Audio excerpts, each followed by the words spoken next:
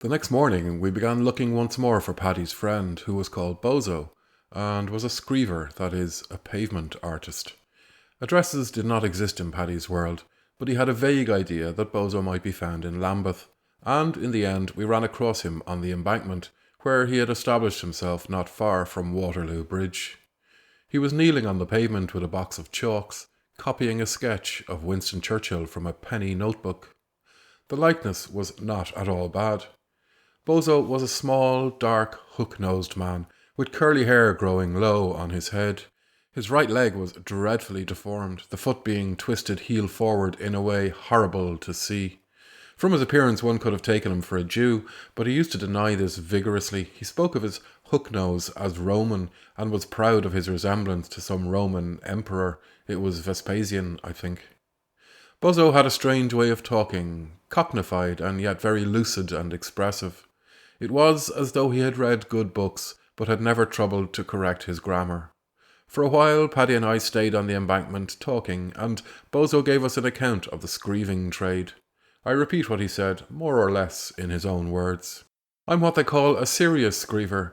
I don't draw in blackboard chalks like these others. I use proper colours, the same as what painters use. Bloody expensive they are, especially the reds. I use 5 bobs worth of colours in a long day, and never less than 2 bobs worth. Cartoons is my line, you know. Politics and cricket and that. Look here, he showed me his notebook. Here's likenesses of all the political blokes, what I've copied from the papers. I have a different cartoon every day. For instance, when the budget was on, I had one of Winston trying to push an elephant marked debt, and underneath I wrote, "Will he budget?" See? You can have cartoons about any of the parties, but you mustn't put anything in favour of socialism, because the police won't stand it. Once I did a cartoon of a boa constrictor marked capital, swallowing a rabbit marked labour. The copper came along and saw it, and he says, "You rub that out and look sharp about it," he says. I had to rub it out. The copper's got the right to move you on for loitering, and it's no good giving them a back answer. I asked Bozo what one could earn at screeving. He said, "This time of year, when it don't rain, I take about 3 quid between Friday and Sunday. People get their wages Friday, you see.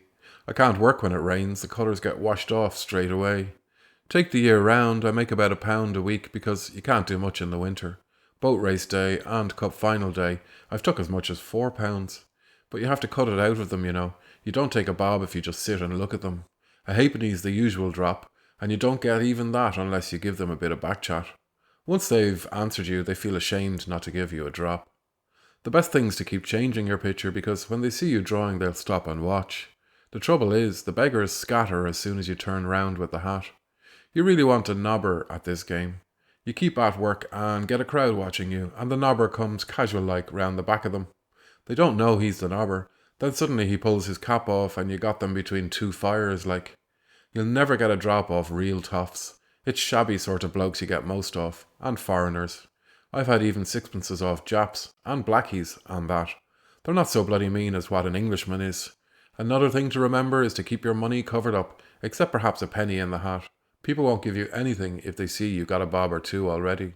Bozo had the deepest contempt for the other screevers on the embankment. He called them the salmon platers.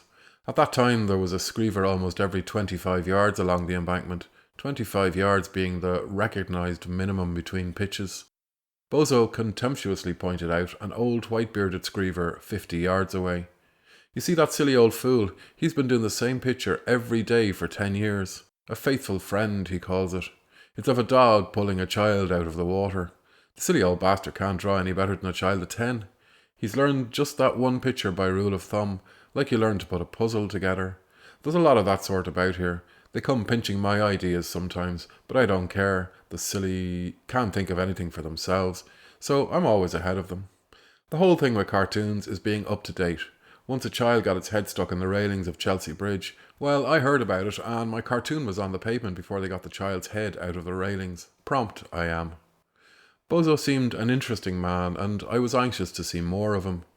That evening I went down to the embankment to meet him, as he had arranged to take Paddy and myself to a lodging house south of the river. Bozo washed his pictures off the pavement and counted his takings. It was about 16 shillings, of which he said 12 or 13 would be profit. We walked down into Lambeth. Bozo limped slowly with a queer crab-like gait, half sideways, dragging his smashed foot behind him. He carried a stick in each hand and slung his box of colours over his shoulder. As we were crossing the bridge, he stopped in one of the alcoves to rest. He fell silent for a minute or two, and to my surprise I saw that he was looking at the stars.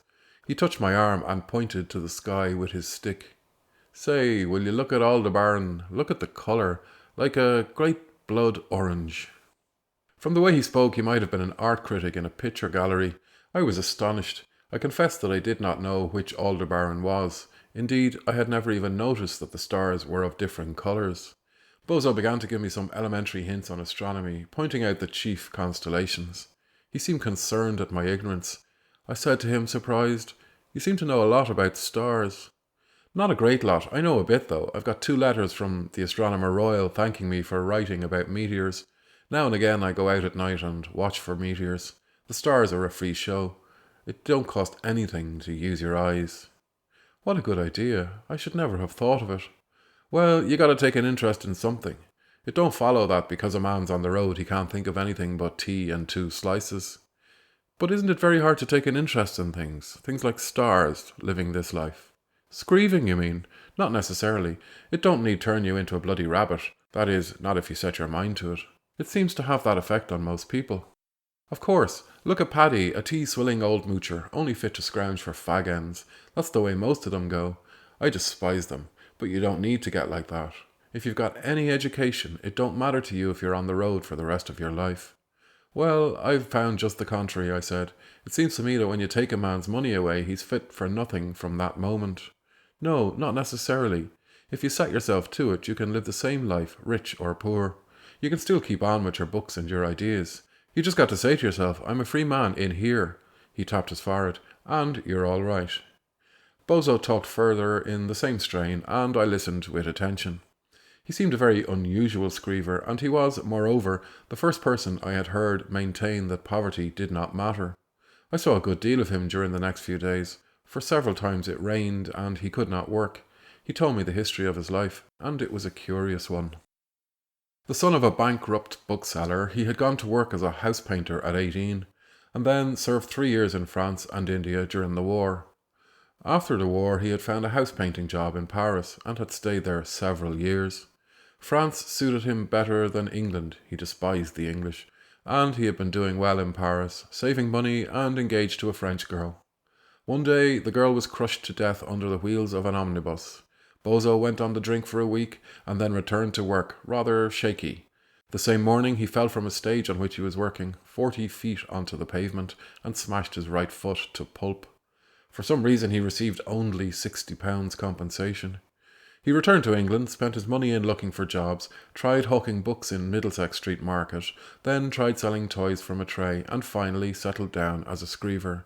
He had lived hand to mouth ever since, half starved throughout the winter, and often sleeping in the spike or on the embankment. When I knew him, he owned nothing but the clothes he stood up in, and his drawing materials and a few books. The clothes were the usual beggar's rags, but he wore a collar and tie, of which he was rather proud.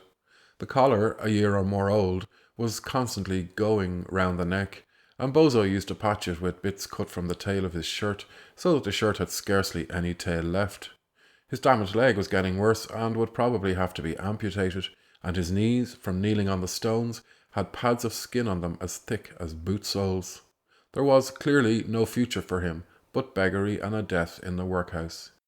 With all this, he had neither fear nor regret nor shame nor self-pity.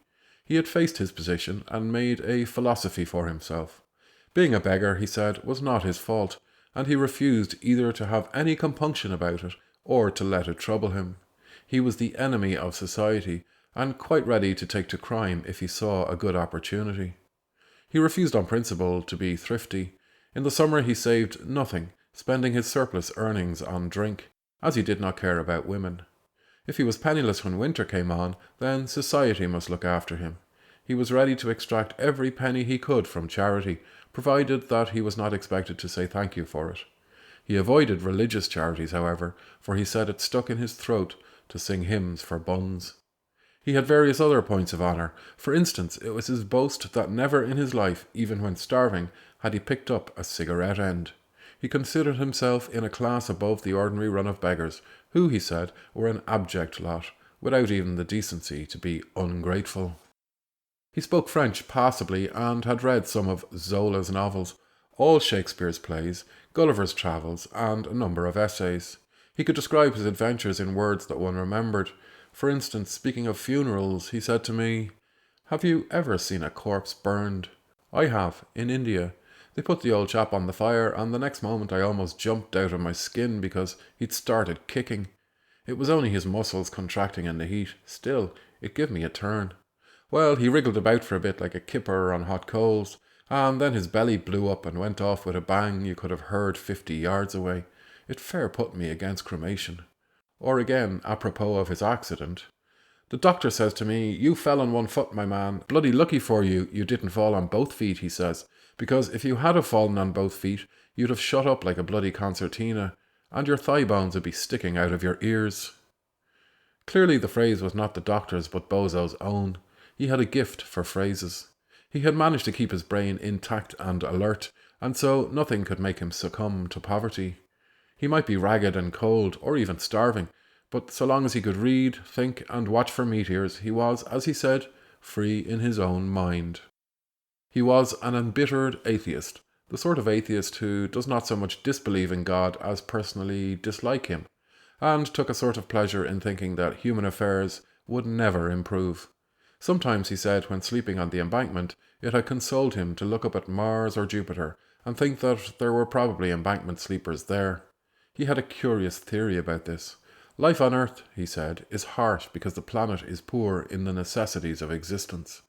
Mars, with its cold climate and scanty water, must be far poorer, and life correspondingly harsher. Whereas on Earth you are merely imprisoned for stealing sixpence, on Mars you are probably boiled alive. This thought cheered Bozo. I do not know why. He was a very exceptional man.